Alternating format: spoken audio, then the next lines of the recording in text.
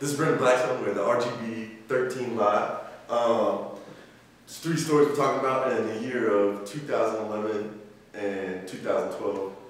And one of the biggest stories was a video that came out by the Invisible Children on Joseph Kony, who is a terrorist in Uganda that uses children to fight for him.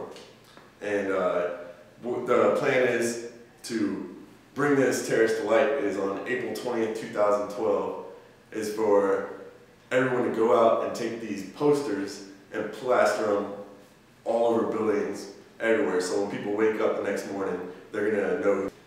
And here's more on that.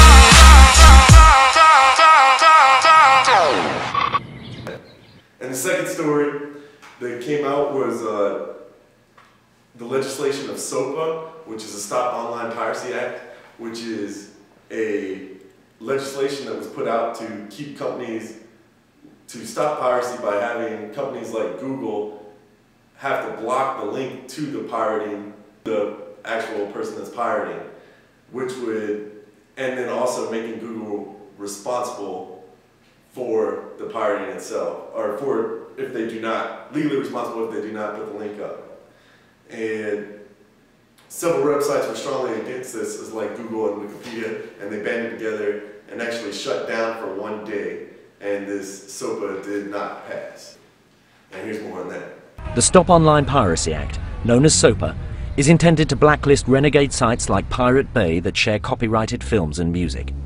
But critics say it creates the building blocks for a great American firewall, a catch-all clampdown that threatens internet mainstays like Google, Facebook and YouTube.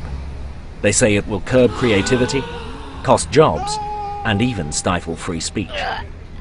Under the provisions of the bill, uploading clips of movies or TV shows to Facebook or YouTube could become a criminal act.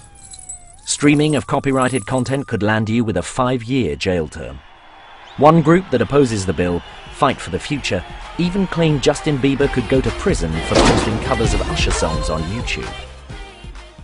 The bill would also allow the Justice Department to get court orders against the providers of the unique addresses that label every site, known as domain name systems.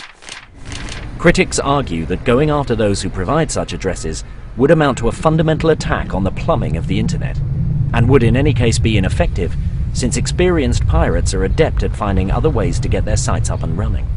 The third day, a couple days before the start of NFL free agency, the Redskins traded 3 first-round draft picks and the current second-round draft pick to the St. Louis Rams for the number 2 overall pick, where they are supposedly going to draft Robert Griffin III. Robert Griffin III won the Heisman Trophy at Baylor University and is expected to go number 2 overall after Andrew Luck goes to the Indianapolis Colts. And here's more on that. So with the second overall pick in this year's NFL draft, the Washington Redskins will be selecting Robert Griffin.